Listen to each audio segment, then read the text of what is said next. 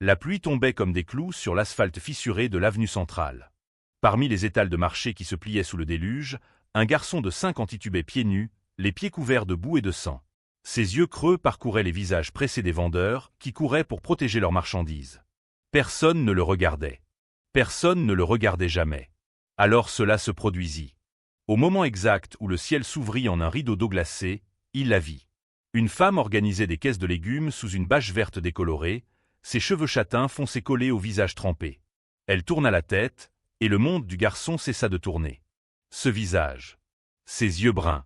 La courbe douce du menton. La façon de froncer les sourcils en travaillant. C'était elle. Sa mère était là, vivante, à seulement 10 pas de distance. Le garçon ne pouvait pas respirer. Ses jambes fines tremblaient, non seulement à cause du froid qui pénétrait ses haillons mouillés, mais à cause du choc qui traversait sa poitrine maigre comme un éclair. Pendant 2 ans, depuis qu'il s'était réveillé seul ce terrible matin et ne l'avait plus jamais vu, il avait parlé aux étoiles chaque nuit. Il leur demandait de porter ses mots au ciel, où il croyait qu'elle vivait maintenant. Mais là, elle était réelle, respirant, déplaçant des caisses de laitue et de tomates comme si rien ne s'était passé. Comment pouvait-elle être là? Comment avait-elle pu le laisser? Il fit un pas en avant, puis un autre. L'eau de pluie coulait sur son visage, se mêlant aux larmes qu'il ne savait même pas qu'il versait. Ses lèvres gerçaient s'ouvrir, mais aucun son ne sortit. Sa gorge était fermée, serrée par l'émotion qui menaçait d'exploser dans sa petite poitrine. La femme se retourna complètement, et ses yeux rencontrèrent les siens. Pendant une seconde interminable, elle resta immobile. Ses bras tombèrent le long de son corps, laissant tomber un chou qui roula sur le sol détrempé. Quelque chose passa sur son visage, quelque chose que le garçon ne pouvait pas déchiffrer. Surprise, reconnaissance, peur. Il fit un pas de plus, sa voix trouvant enfin son chemin à travers la douleur. « Maman !» Le mot sortit comme un murmure rauque, presque inaudible sous le bruit de la pluie. Mais elle entendit. Elle vit dans ses yeux qu'elle avait entendu. La femme porta sa main à sa bouche, les yeux écarquillés. Puis, pour la confusion totale du garçon, elle secoua lentement la tête, les larmes coulant et se mêlant à la pluie sur son visage. « Non, mon chéri, » dit-elle, la voix tremblante. « Je ne suis pas ta mère. » Les mots tombèrent sur lui comme des pierres. Le garçon s'arrêta, ses jambes faillirent céder. Il ne comprenait pas. Comment ce n'était pas elle? Elle avait le même visage, la même voix douce qu'il entendait dans ses rêves chaque nuit. Même l'odeur, même à travers la pluie et la boue, était la sienne, ce parfum sucré de lavande qui le calmait lorsqu'il faisait des cauchemars. « Mais tu es pareil. » réussit-il à dire, la voix brisée. La femme s'approcha rapidement, tombant à genoux devant lui sans se soucier de l'eau sale qui trempait sa robe. Ses mains saisirent les épaules maigres du garçon avec soin, comme s'il était fait de verre. « Comment t'appelles-tu » demanda-t-elle, la voix encore tremblante. « Daniel » répondit-il, à peine capable de respirer. Les yeux de la femme se fermèrent un instant, et encore plus de larmes coulèrent. Lorsqu'elle les rouvrit, il y avait quelque chose de différent en eux. Une détermination qui n'était pas là auparavant. « Daniel, je m'appelle Elena. Je ne suis pas ta mère, mais... » Elle avala sa salive, regardant rapidement autour d'elle avant de continuer. « J'ai besoin que tu me fasses confiance maintenant. As-tu froid? As-tu faim ?» Le garçon hocha la tête, incapable de parler. Son ventre n'avait pas senti de nourriture depuis 2 jours, et le froid pénétrait ses os d'une manière qui faisait claquer ses dents involontairement. Elena retira le châle qui couvrait ses épaules et l'enveloppa autour du garçon. Le tissu était humide, mais encore plus chaud que ses haillons. Elle le tira sous la bâche, le protégeant de la pluie qui continuait à tomber avec force. « Attends ici, » dit-elle, disparaissant un instant derrière une pile de caisses. Daniel resta là, tremblant, essayant de comprendre ce qui se passait. Pourquoi cette femme, qui avait le visage de sa mère, disait qu'elle n'était pas elle? Pourquoi pleurait-elle en le voyant? Pourquoi ce regard de reconnaissance avait-il traversé ses yeux pendant une fraction de seconde? Elena revint avec une couverture sèche et un pain. Elle enveloppa le garçon avec soin et lui mit le pain dans les mains. Daniel le dévora en quelques secondes, presque en s'étouffant dans sa hâte. « Doucement, mon chéri, » dit-elle doucement, passant la main dans ses cheveux mouillés et emmêlés avec une tendresse qu'il n'avait pas ressentie depuis si longtemps que cela en faisait presque mal. Pendant qu'il mangeait, Daniel observait son visage. Chaque détail était exactement comme il s'en souvenait. La petite tache de naissance près de l'œil gauche. La façon dont elle mordillait sa lèvre inférieure en réfléchissant. Même les mains, calleuses et fortes, étaient identiques. « Pourquoi as-tu son visage » demanda-t-il doucement une fois le pain terminé. Elena inspira profondément, essuyant ses larmes du dos de la main. C'est une longue histoire, Daniel. Une histoire que... Elle hésita, regardant autour d'elle de nouveau, comme si elle craignait d'être entendue, que je ne comprends même pas complètement encore. La pluie commença à diminuer, se transformant en une fine bruine. Autour d'eux, les vendeurs recommençaient à travailler, découvrant leurs marchandises et réorganisant les étals. Certains regardaient Elena et Daniel, chuchotant entre eux avec des expressions variant entre curiosité et désapprobation. Le vieux Thomas, qui vendait des fruits 3 étals plus loin, s'approcha lentement et lourdement. « Elena, dit-il d'un ton d'avertissement, tu sais que ce garçon porte malheur. Tout le monde le sait. Depuis qu'il est apparu sur l'avenue, rien ne réussit à ceux qui s'approchent de lui. Bill s'est cassé la jambe la semaine où il lui a donné à manger. Sarah a perdu la moitié de sa marchandise dans un incendie après l'avoir laissé dormir près de son étal. » Daniel se recroquevilla, connaissant bien ces mots. Il les avait déjà entendus tellement de fois qu'il croyait presque qu'ils étaient vrais. Peut-être portait-il vraiment malheur. Peut-être que c'était pour ça que sa mère. N'importe quoi, coupa Elena, sa voix soudain dure comme de l'acier. Ce garçon n'apporte rien d'autre que ce qu'apporte n'importe quel enfant, Thomas. L'innocence.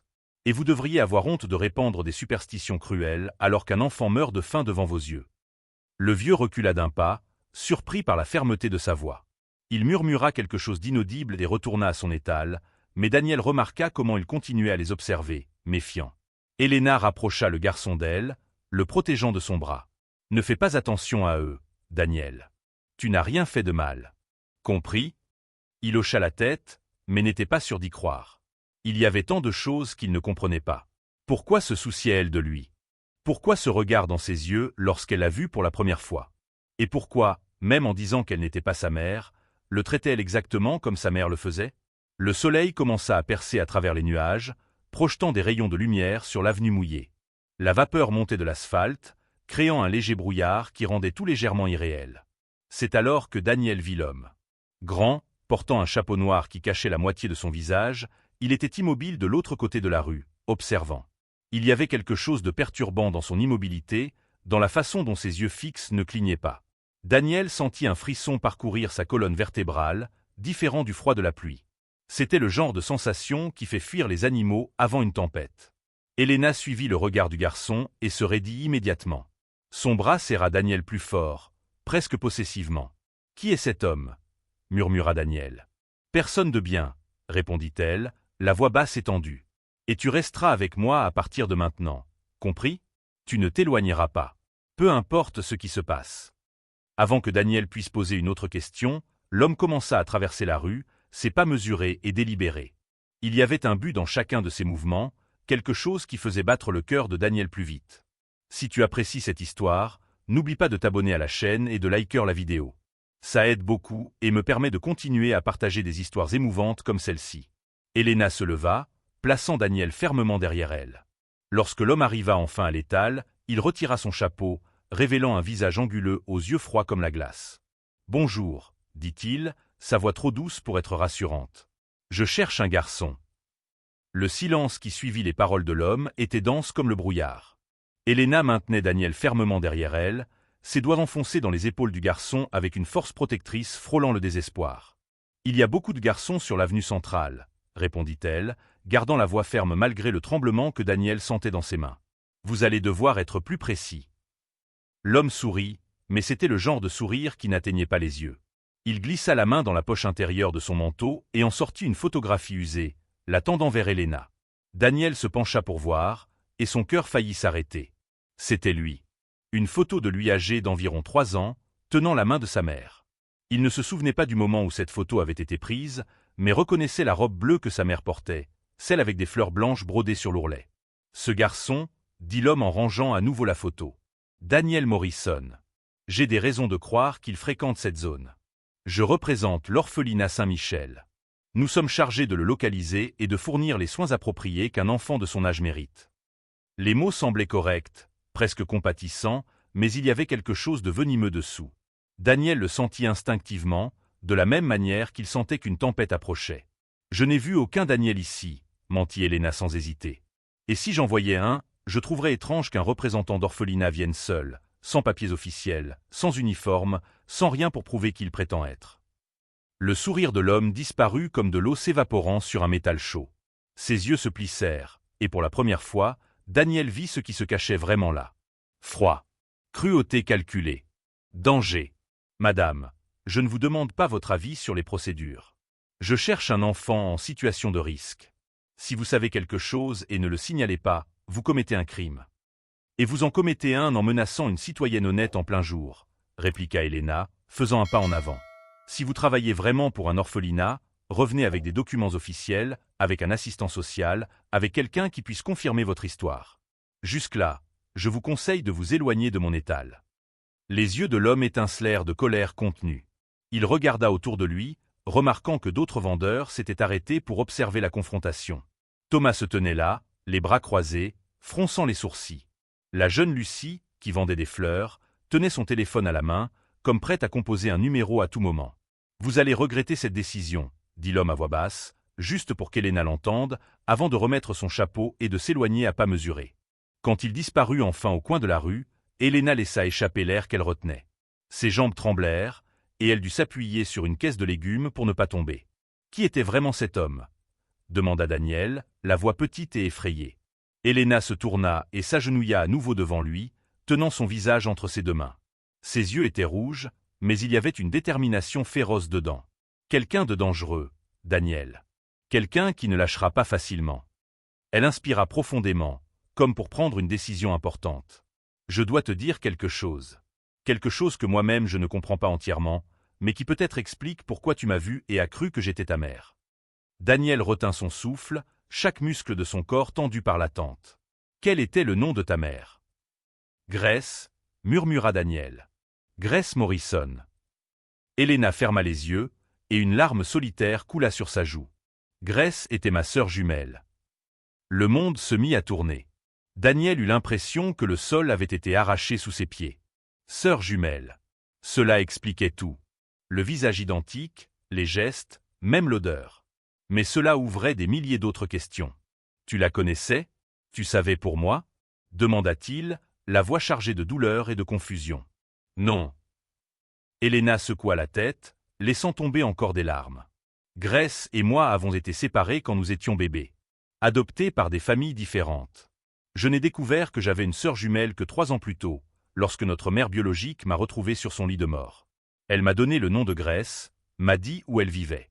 Mais quand j'ai enfin trouvé le courage de la chercher, sa voix se brisa, et elle dut respirer profondément plusieurs fois avant de continuer. Quand je suis enfin allé la voir, il était trop tard. Grace savait, et était partie. Et personne ne savait ce qui était arrivé à son enfant. On m'a dit que tu avais simplement disparu. J'ai cherché partout, Daniel. Pendant 2 ans entiers, j'ai cherché dans des refuges, des hôpitaux, des commissariats. J'ai montré ta photo à des centaines de personnes. Mais je n'aurais jamais imaginé que tu sois ici, si près, vivant dans les rues que je traversais chaque jour. Daniel n'arrivait pas à tout assimiler. Il avait une tante. Sa mère avait une sœur jumelle, et elle était là, vivante, et avait passé des années à le chercher. La douleur dans sa poitrine était si intense qu'elle semblait physique. « Pourquoi ma mère ne m'a jamais parlé de toi » demanda-t-il, la voix brisée. « Parce qu'elle ne savait probablement pas que j'existais, mon chéri. Notre mère biologique nous a confiés à l'adoption juste après notre naissance. Grace a été adoptée par une famille dans une autre ville. Elle a grandi sans savoir qu'elle avait une sœur jumelle, tout comme moi. » Thomas s'approcha de nouveau, mais cette fois son visage était plus doux, inquiet. « Elena, cet homme ne vient d'aucun orphelinat, » murmura-t-il. « Je connais tous les assistants sociaux qui travaillent dans cette région. Ce type, je l'ai déjà vu. Tu te souviens de cette fille disparue il y a 2 ans? La petite amie ?» Elena pâlit. « Tu penses qu'il… » « Je ne sais pas, » interrompit Thomas, « mais je sais que tu dois être très prudente. S'il cherche le garçon, ce n'est pas pour de bonnes raisons. » Lucie s'approcha aussi, tenant toujours son téléphone. « J'ai pris une photo de lui, » dit-elle en montrant l'écran. « Ce n'est pas clair, mais on voit son visage. Je peux la montrer à mon cousin qui travaille à la police. » Elena hocha la tête avec reconnaissance, mais Daniel voyait la peur grandir dans ses yeux. Et alors, pour la première fois, il comprit quelque chose. Cet homme ne le cherchait pas pour l'aider. Il cherchait quelque chose de bien pire. « Que veut-il de moi » demanda Daniel, bien qu'une partie de lui ne veuille pas connaître la réponse. Elena le serra dans ses bras, enfouissant son visage dans ses cheveux encore humides. « Je ne laisserai rien t'arriver, murmura-t-elle avec force. Tu es mon sang, Daniel. C'est tout ce qui me reste de ma sœur. Et je jure sur sa mémoire que je vais te protéger. Mais pendant qu'elle disait cela, Daniel vit par-dessus son épaule. De l'autre côté de la rue, partiellement caché derrière un poteau, l'homme au chapeau était de retour. Et il n'était pas seul. Un autre homme, plus petit et large, se tenait à côté de lui. Il parlait à voix basse, regardant directement l'étal d'Helena. Daniel agrippa plus fort la robe d'Helena, son cœur battant à tout rompre. « Tante Helena » murmura-t-il, utilisant le titre pour la première fois, et sentant à quel point cela sonnait juste dans sa bouche. « Ils sont de retour. » Helena se tourna rapidement, suivant son regard. Lorsqu'elle vit les deux hommes, son visage se durcit. Elle se leva, plaçant Daniel derrière elle une fois de plus, et fit quelque chose qui surprit tous ceux autour. Elle cria. « Thomas, Lucie, Robert, vous tous !» Sa voix résonna dans l'avenue, faisant tourner les têtes. « Voyez ces hommes là-bas. Ils essaient d'emmener un enfant. Appelez la police. Maintenant !» Les deux hommes se regardèrent, clairement surpris par cette réaction. Le plus petit fit un pas en avant, comme s'il allait traverser la rue de toute façon, mais l'homme au chapeau le retint par le bras. Pendant un moment tendu, ils se contentèrent d'observer. Puis, lentement, ils reculèrent et disparurent entre les bâtiments. Mais Daniel savait, avec une certitude qui glaçait son sang, qu'il reviendrait. Et la prochaine fois, ce serait pire. La nuit tomba sur l'avenue centrale comme un lourd manteau. Helena verrouilla la porte de son petit appartement au-dessus de l'étal pour la 3e fois, vérifiant chaque fenêtre, chaque fente par laquelle quelqu'un pourrait entrer. Daniel était assis sur le seul lit de la pièce, enveloppé dans des couvertures propres, observant sa nouvelle tante se déplacer dans la pièce avec un évident nervosité. « Tu as peur d'eux » dit Daniel. Ce n'était pas une question. Helena s'arrêta, ses épaules s'affaissant légèrement. Elle se tourna et s'assit à côté de lui, passant la main dans ses cheveux fraîchement lavés. Pour la première fois depuis des années, Daniel était propre, nourri et au chaud. Mais la peur était toujours là, pulsant dans sa poitrine comme un cœur secondaire. « Oui, » admit-elle. « Mais la peur ne m'empêchera pas de te protéger. » Cette nuit-là, Daniel dormit dans un lit pour la première fois depuis que sa mère était morte. Mais les rêves vinrent, turbulents et sombres. Il voyait l'homme au chapeau, voyait d'autres enfants pleurer dans des endroits sombres, voyait sa mère essayer de l'atteindre mais toujours rester trop loin. Il se réveilla avec le soleil levant, de la sueur froide sur le front.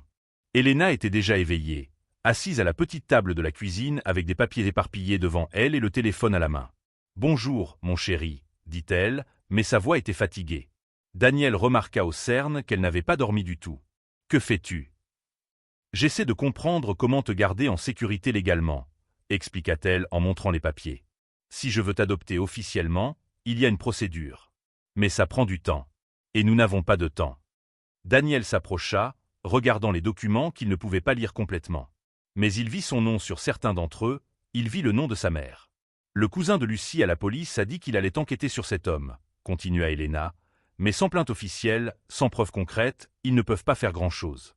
Ils ont dit que ça ressemble à un cas de personnes essayant d'exploiter des enfants des rues, mais ils ont besoin de plus d'informations. » Elle se frotta le visage, frustrée. « Il y a des rumeurs, Daniel. Des rumeurs terribles sur des enfants qui disparaissent de cette ville et sont emmenés ailleurs. Des endroits où ils sont forcés de travailler, ou pire. La petite amie que Thomas a mentionnée n'a jamais été retrouvée. Ni 3 autres enfants au cours des 2 dernières années. » L'estomac de Daniel se noua. Il pensa à toutes les fois où il avait dormi seul dans les rues, vulnérable, invisible. Combien de fois avait-il été sur le point d'être emmené? Un bruit soudain dans l'escalier les fit tous deux se figer. Des pas lourds montaient.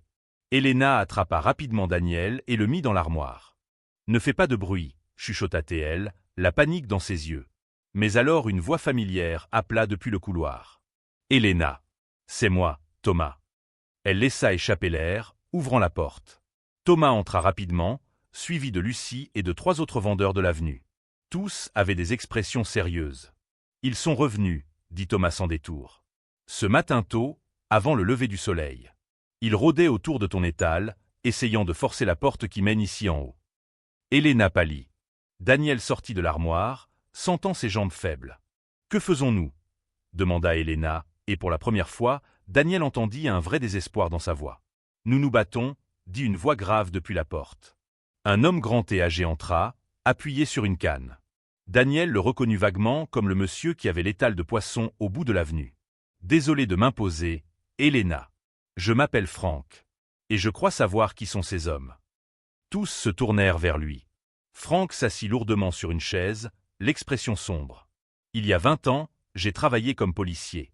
J'ai pris ma retraite après qu'une opération ait mal tourné et que je me sois fait tirer dans la jambe, tapotait-il sur sa canne. Mais j'ai encore des contacts. J'ai envoyé la photo que Lucie a prise à certains d'entre eux hier soir. Il fit une pause, comme si les mots suivants étaient difficiles à dire. L'homme au chapeau s'appelle Vincent Cros.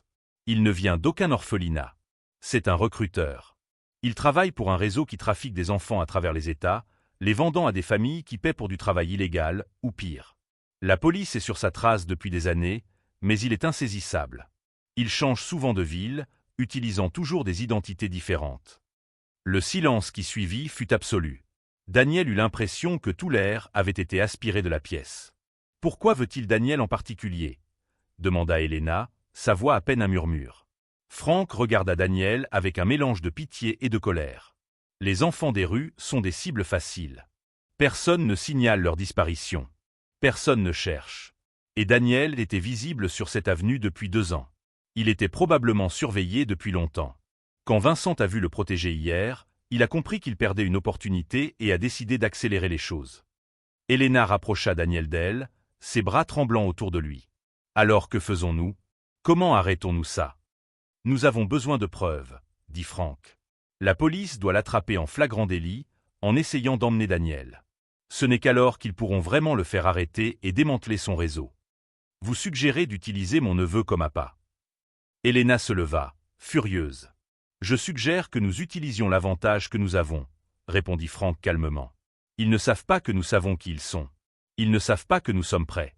Et Vincent est arrogant.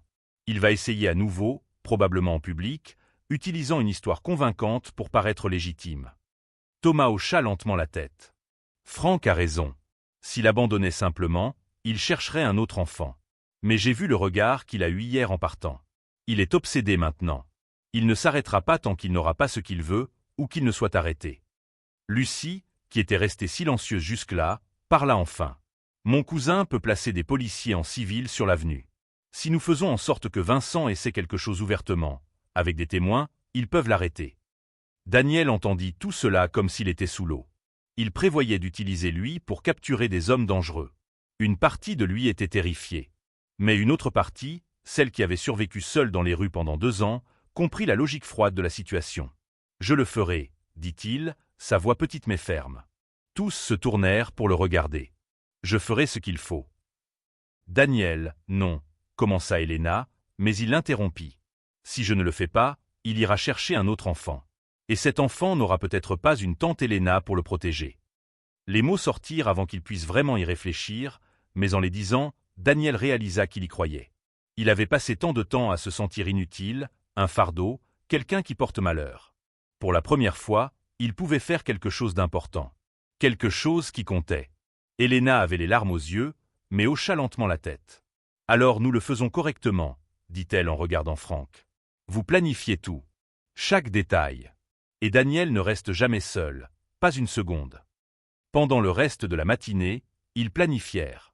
Franck dessina une carte de l'avenue, marquant les positions où les policiers en civil seraient placés. Lucie appela son cousin pour confirmer le soutien officiel. Thomas et les autres vendeurs se proposèrent de rester proches, prêts à intervenir si quelque chose tournait mal. « Ils vont probablement essayer pendant le marché du dimanche, » dit Franck. « Beaucoup de monde, facile de créer de la confusion, facile de disparaître dans la foule si ça tourne mal. C'est ce que je ferai. » Daniel écouta chaque mot, mémorisa chaque instruction. Il devait rester près de l'étal d'Elena, mais visible.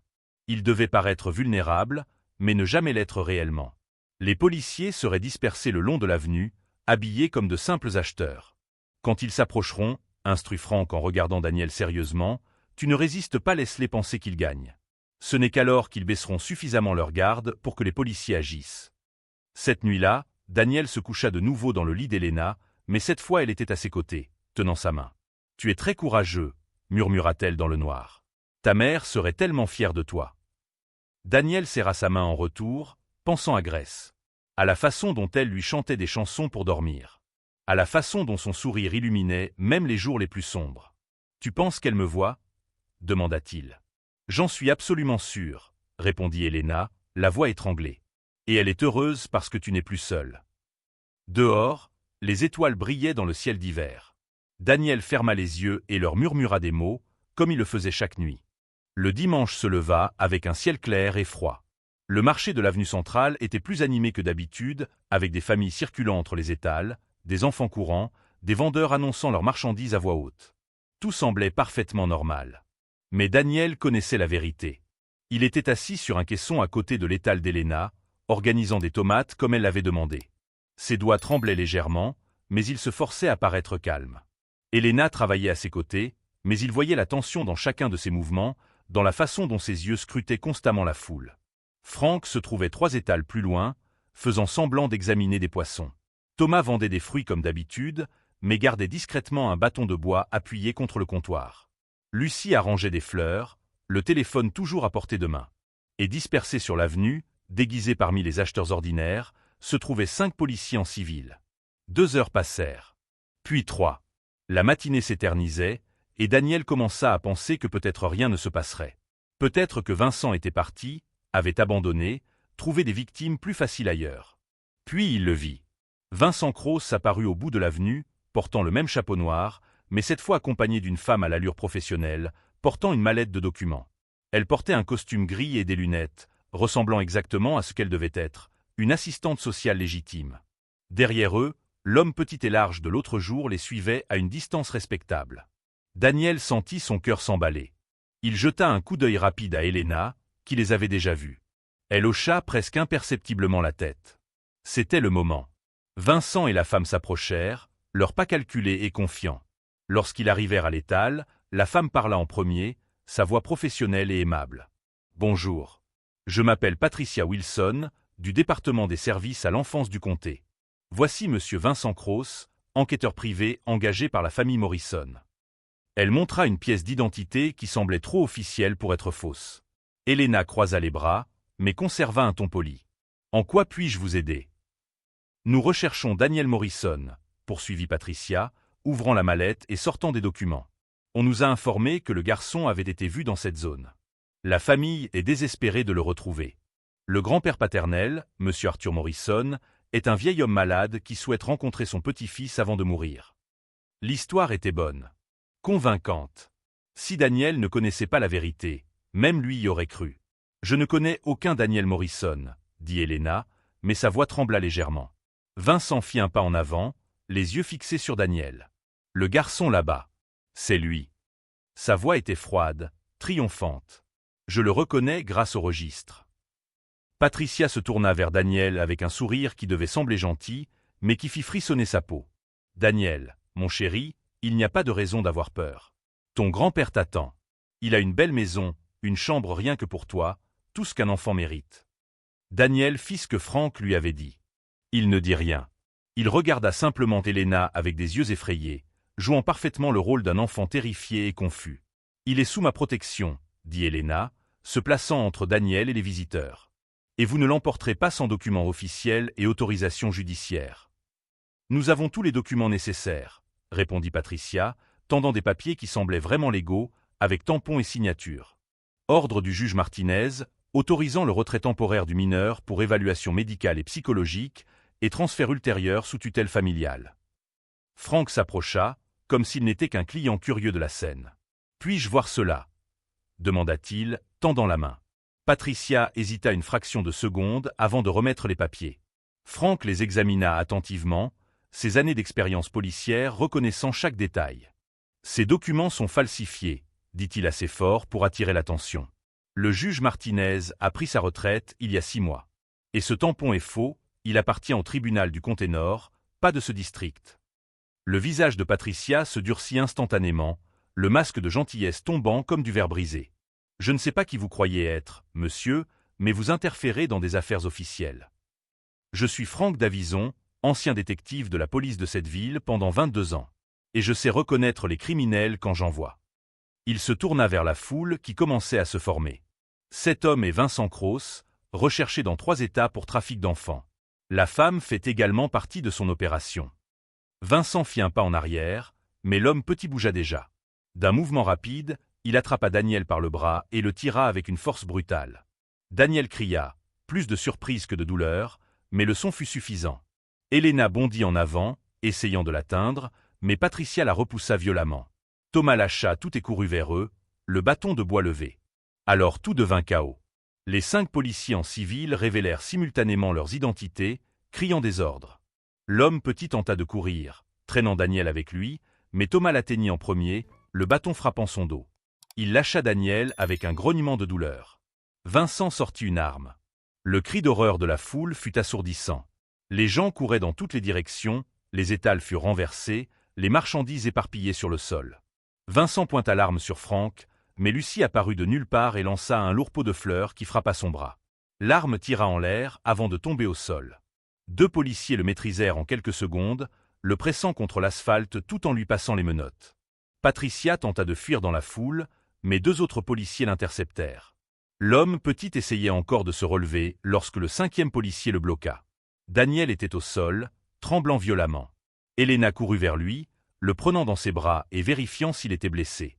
Des larmes coulaient sur son visage alors qu'elle le couvrait de baisers sur le front, les cheveux, les joues. « C'est fini », répétait-elle comme un mantra. « C'est fini, mon amour. Tu es en sécurité. » Franck s'approcha, appuyé sur sa canne, le visage grave mais satisfait. Ils répondront de tentatives d'enlèvement, falsification de documents, port illégal d'armes, et lorsque l'on enquêtera à fond, pour tous les autres crimes qu'ils ont commis. Ce réseau est démantelé. Le policier le plus âgé, un homme aux cheveux grisonnants qui se présenta comme capitaine Rodriguez, s'approcha. « Le garçon a été incroyablement courageux, » dit-il à Elena. « Et vous aussi, madame. Sans votre coopération, cet homme serait encore libre, blessant d'autres enfants. » Il se baissa pour se mettre à la hauteur de Daniel. « Tu as sauvé plus de vies que tu ne l'imagines, garçon. Les enquêtes qui vont commencer maintenant, basées sur ce que nous avons capturé aujourd'hui, aideront à retrouver d'autres enfants enlevés. Tu es un héros. » Daniel ne se sentait pas comme un héros. Il tremblait encore, ressentait encore l'étreinte brutale sur son bras. Mais lorsqu'il regarda autour de lui et vit les visages soulagés des vendeurs, sentit l'étreinte ferme d'Elena, et vit Vincent menotté et jeté dans une voiture de police, quelque chose changea en lui. Il avait de l'importance. Sa vie avait de la valeur. Et il n'était plus seul. Les ambulances arrivèrent, bien que personne ne fût gravement blessé. La foule se calma progressivement, et d'autres vendeurs commencèrent à réorganiser leurs étals. Thomas avait une coupure au bras où il était tombé pendant la confusion, mais refusa les soins, disant qu'il avait déjà vécu pire. Lucie serra son cousin policier dans ses bras, pleurant de soulagement. Franck s'assit lourdement sur une chaise, l'adrénaline redescendant enfin, révélant son épuisement. Le capitaine Rodriguez resta avec eux pendant que son équipe collectait les preuves et prenait des dépositions.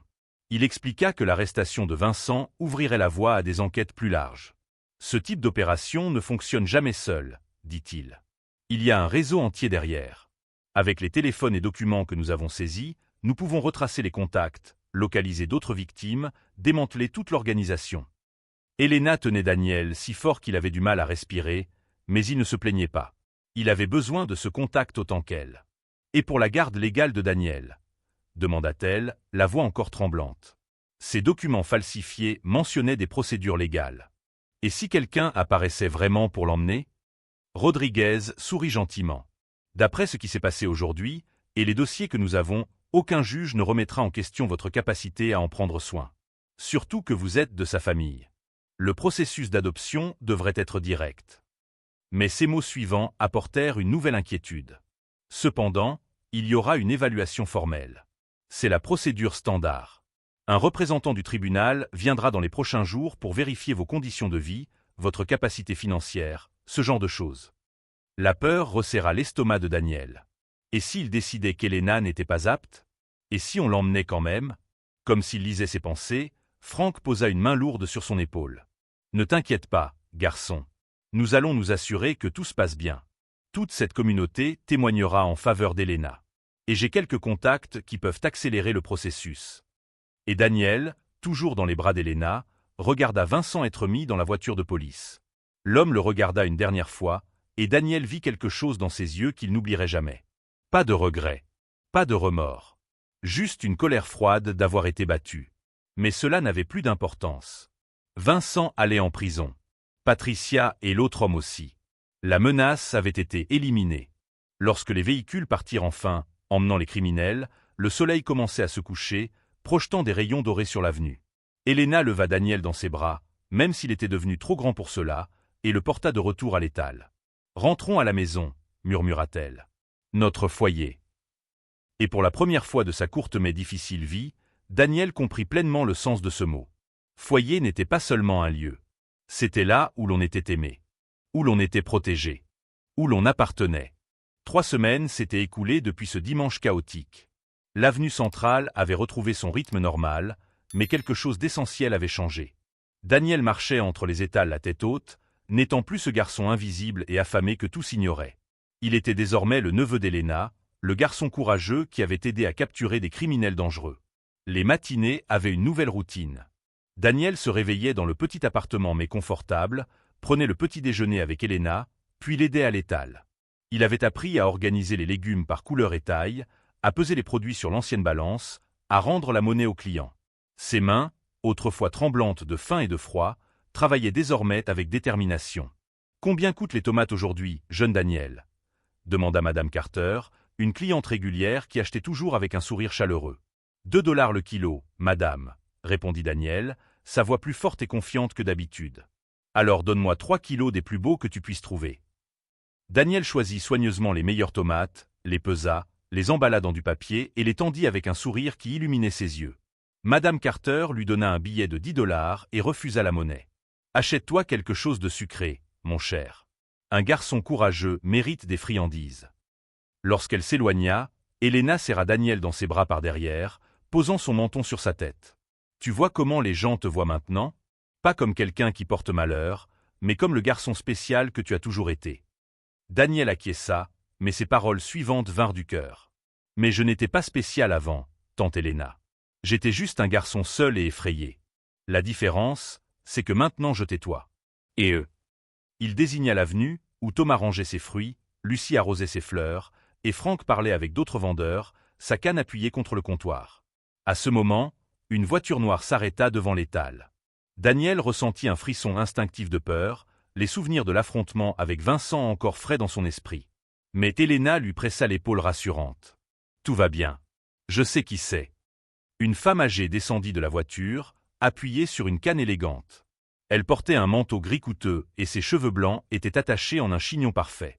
Mais ce qui attira l'attention de Daniel, ce furent ses yeux. Ils étaient bruns et doux, exactement comme ceux d'Elena et de sa mère. « Elena, » dit la femme, sa voix douce mais chargée d'émotion. « Maman Evelyne, » répondit Elena, et il y avait tant de poids dans ce mot que Daniel sentit les larmes piquer ses yeux. La femme s'approcha lentement, ses yeux fixés sur Daniel. Elle tendit une main tremblante et toucha son visage avec des doigts délicats. « Tu es exactement comme Grace à ton âge. Les mêmes yeux curieux. Le même sourire courageux. » Des larmes coulèrent sur ses joues ridées. « Je suis désolé, mon garçon. Je suis tellement désolé pour toutes les mauvaises décisions que j'ai prises il y a tant d'années. » Daniel regarda Elena, confus. Elle s'agenouilla à ses côtés. « Daniel, voici Evelyne Torres, notre mère biologique. C'est elle la raison pour laquelle ta mère Grace et moi avons été séparés à la naissance. » Evelyne s'assit lourdement sur un caisson proche, comme si ses jambes ne pouvaient plus la soutenir. « J'étais jeune et effrayée, » commença-t-elle, sa voix brisée. « J'avais seulement 17 ans quand je suis tombée enceinte de jumelles. Le père m'avait abandonnée, ma famille m'a rejetée. Je n'avais ni argent, ni maison, ni rien. Quand vous êtes née, j'ai pensé que la seule façon de vous offrir une vie meilleure était de vous donner en adoption. » Elle essuya ses larmes avec un mouchoir brodé. « Mais je n'ai pas pu laisser partir les deux. Alors j'ai choisi. J'ai donné Grace à une famille et gardé Elena. C'est la décision la plus égoïste et terrible de ma vie, et j'ai passé chaque jour depuis à m'en vouloir. » Elena s'assit aux côtés de sa mère, prenant sa main. « Tu me l'as dit à l'hôpital, quand tu étais malade. Tu m'as donné l'adresse de Grace, supplié de la retrouver, de demander pardon. Et quand j'ai enfin eu le courage de chercher Grace, continua Evelyne, regardant Daniel, j'ai découvert qu'elle était décédée. Et toi, mon précieux enfant, tu étais perdu. J'ai utilisé chaque centime que j'avais pour engager des détectives, mais ils n'ont jamais réussi à te retrouver. » Daniel sentit quelque chose bouger dans sa poitrine. Pendant si longtemps, il avait cru que personne ne se souciait de lui, qu'il était complètement seul au monde. Mais voici une grand-mère qu'il ne connaissait même pas, qui avait dépensé sa fortune pour le chercher. Pourquoi ne m'as-tu pas parlé d'elle avant? Demanda Daniel à Helena. Parce que je voulais m'assurer que tu étais en sécurité d'abord, expliqua Helena. Et parce qu'elle rassemblait des documents importants. Evelyne ouvrit son sac et en sortit un épais dossier. J'ai tout apporté. Certificat de naissance, test ADN prouvant notre parenté, document d'adoption jamais finalisé. Et quelque chose de plus important. Elle sortit une enveloppe jaunie. Ta mère a rédigé un testament 3 mois avant de mourir. Dans celui-ci, elle désignait Helena comme tutrice légale si quelque chose lui arrivait. Grace ne m'a jamais rencontré, mais notre mère biologique l'a également retrouvée avant de mourir, lui a parlé de sa sœur jumelle. Grace a cherché Helena, l'a observée de loin, s'est assurée qu'elle était une bonne personne. Et ensuite, elle a fait ce choix. Helena se couvrit la bouche de la main, sanglots secouant son corps. Daniel la serra dans ses bras, ses propres larmes coulant librement. « Maman savait, » murmura-t-il. « Elle savait pour toi. »« Elle savait, » confirma Helena. « Et elle m'a choisi pour te protéger si quelque chose arrivait. Parce que nous étions sœurs, même sans jamais nous être parlé. » Evelyne tendit les documents à Helena. « Avec ces papiers, l'adoption sera rapide. Aucun tribunal ne contestera. Daniel sera officiellement avec toi, là où Grace voulait qu'il soit. » Franck s'approcha, suivi de Thomas, Lucie et d'autres vendeurs. Tous avaient cessé de travailler, observant la scène émotionnelle avec des yeux embués de larmes. « La famille n'est pas seulement une question de sang, » dit Franck d'une voix rauque. « C'est ceux qui restent à tes côtés quand la tempête arrive. Et ce garçon a une immense famille juste ici. » Thomas acquiesça. « Je me souviens de la première fois qu'il est apparu, il y a 2 ans. Un petit fantôme se cachant dans l'ombre. J'avais peur de m'approcher, croyant aux superstitions idiotes. Mais j'avais tort. Ce n'était pas lui qui portait malheur. C'était notre indifférence qui créait la malchance. » Lucie s'agenouilla devant Daniel, tenant ses mains. « Tu m'as appris quelque chose d'important. Que le courage, ce n'est pas ne pas avoir peur. C'est faire ce qui est juste même quand on est terrifié. Tu avais 5 ans et tu as affronté de vrais monstres. C'est du vrai héroïsme. » Daniel regarda autour de lui, tous ces visages qu'il avait ignorés et qui maintenant l'entouraient d'amour. Pour Helena, sa tante et future mère adoptive. Pour Evelyne, la grand-mère qu'il n'avait jamais connue. Pour les vendeurs de l'avenue qui étaient devenus sa famille choisie. « Ma mère disait que les étoiles écoutent nos souhaits, » murmura Daniel. « Je leur parlais chaque nuit, demandant de ne plus être seul. Je crois qu'elles m'ont enfin entendu. »« Ce n'était pas seulement les étoiles, » dit Helena, le serrant dans ses bras. « C'était ton cœur courageux, ta bonté qui a survécu même quand le monde était cruel. Ces qualités ont attiré de bonnes personnes dans ta vie. » Cette nuit-là, après que le marché est fermé et que tout le monde soit rentré chez soi, Daniel était à la petite fenêtre de l'appartement, regardant le ciel étoilé. Helena le rejoignit, les enveloppant tous deux dans une couverture. « Tu sais ce que j'ai appris, tante Helena ?» demanda Daniel. « Quoi, mon cher ? » Que la famille, ce n'est pas seulement ceux avec qui on est. C'est ceux qui choisissent de rester. C'est ceux qui se battent pour toi quand tu ne peux pas te battre seul. C'est ceux qui transforment une rue froide en un foyer chaleureux. Helena l'embrassa sur le sommet de la tête, des larmes de bonheur coulant silencieusement. « Tu es bien trop sage pour avoir seulement 5 ans. »« J'ai appris dans la rue, » répondit Daniel simplement. « Mais maintenant, je peux oublier ces leçons difficiles et en apprendre de meilleures. Comme être aimé. Comme appartenir. » Dehors, l'avenue centrale dormait sous la lumière douce des réverbères. Mais ce n'était plus seulement une rue commerçante pour Daniel. C'était là que sa vraie vie avait commencé. Là où il avait trouvé non seulement une tante, mais une mère. Non seulement un abri, mais un foyer. Non seulement la survie, mais un but. Et tandis que les étoiles brillaient au-dessus, Daniel murmura une dernière fois pour elle. « Merci de m'avoir entendu, maman. Je vais bien maintenant. Je suis chez moi. »